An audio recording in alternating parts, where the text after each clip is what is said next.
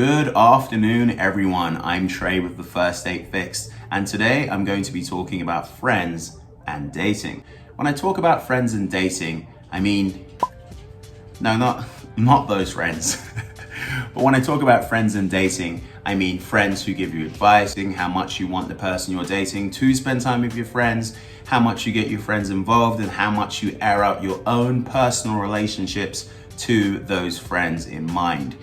Now, friends are a good thing, no matter what, because for the most part, they're always going to be there for you. When it comes to dating, friends are interesting because sometimes you have those friends who understand the boundaries perfectly, or some of those friends who don't get those boundaries, or some of those friends who flat out couldn't care less about who you're dating because all they want to do is spend time with you. Have you ever been in a situation where all of your friends are in relationships and then it's made you want to get in a relationship? Or when all of your friends are single and some of you are passively goading that lady or that man to split up with their boyfriend because you want them to all be single together? Friends matter when it comes to dating and relationships. Ultimately, no matter what happens, it's you who has to be responsible for any kind of decisions that you make in regards to friends and dating. The only person you should ever listen to when it comes to following your heart is you. And I'm going to tell you why. If you follow your heart, sure, your friends could be giving you good or bad advice, but it goes two ways. If they give you good advice, then you're never really going to be able to learn from your own mistakes. If they give you bad advice, then you might possibly be missing out on a fantastic situation in regards to dating. But let's crack into it. Have you ever seen Anchorman? I think there's a scene where he's not wearing any pants below the table that he's sitting at, I think. I can't think about why that's relevant. It just crossed my mind. The first one is advice. Have you ever heard the phrase, misery loves company? Sometimes people give you bad advice or what they think is good advice just to get you to kind of break up with that person that you're very, very happy with. Now remember, before you ever ask advice from any of your friends, remember this: the only advice they're ever going to give to you is biased advice. They're going to gas you up as much as they can. They're going to tell you how amazing you are and blah, blah, blah, blah, blah, blah, blah. They're never, maybe some friends will be objective. I like to think I'm fairly objective when it comes to advice about dating that my friends ask me for. However, for the most part, no friends are objective. All they care about is you. And these are not bad things. But bear in mind, when you ask them for advice, they're going to weigh in on situations that they weren't there for. If you tell them something that happened with you and your boyfriend or your girlfriend, right? And you tell them the whole story, one, you're going to be telling them from your point of view, okay? Two, whatever they hear from you, remember they have your back no matter what. And three, you're probably going to be telling them the parts that fall in your favor so that they'll take your side, give you the advice that you want to hear so that you can prove, aha, I was indeed right. I do need to break up with this person. So bear that in mind when you're taking advice from any of your friends. I would only ever really go to your friends for advice in your relationship or your dating scenarios if they know the person. You know, when you're seeking advice from your friends about the person you're dating, remember, they are always going to be kissing your ass no matter what, okay? Misery loves company. If someone's single, right, and you're in a relationship, in some situations, there are reasons why they are single and they have their own issues, as we all do, to figure out themselves. So why would you go to them for advice? If anything, if you're ever looking for advice or friends, I would probably try and get advice from friends who are in a relationship. That's not to stigmatize anyone who's single, but like I said, people who are single, we have our own battles and demons that we're trying to work through. And people who are in successful, healthy relationships, I would probably go to them first.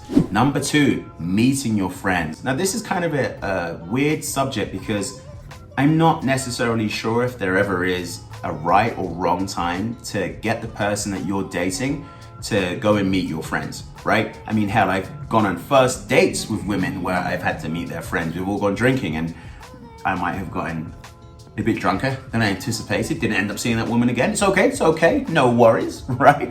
At the very least, we had a good time. Or I had a good time.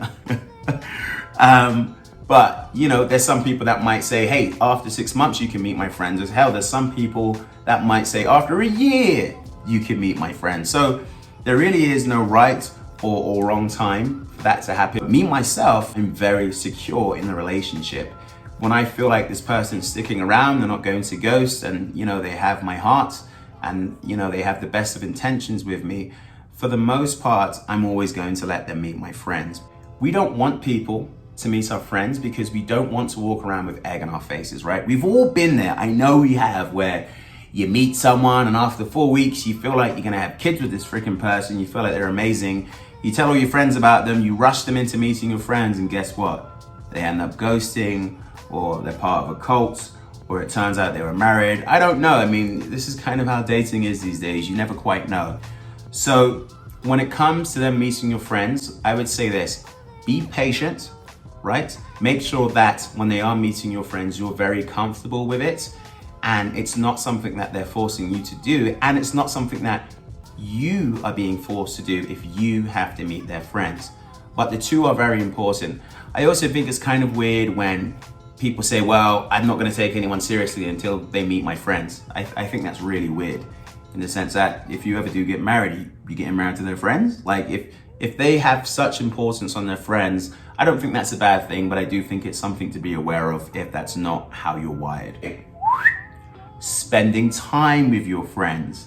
Now, let's say if you started to date someone for about 3 months, okay? If they still spend, let's say, 80% of their time with their friends and 20% of the time with you after 3 to 4 months, they're interested, but if I'm being honest, not that much, okay? And it's a weird balance because you have 3 different versions, I would say. One, the person who hardly spends any time with the person that they're dating because, I don't know, perhaps they have some emotional insecurities, perhaps they don't really care about the person too much, perhaps they don't really trust them.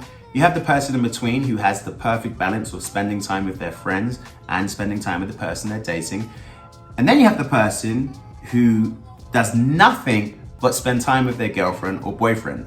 And those people are the worst because you know exactly what happens when they've broken up with their girlfriend or boyfriend. Who do they come to? They come to you. They come out the woodworks. It's almost as if they crawl out from underneath their bloody rock. Oh, hey guys, hey, what's up? I was in the neighborhood, and you're like, yeah.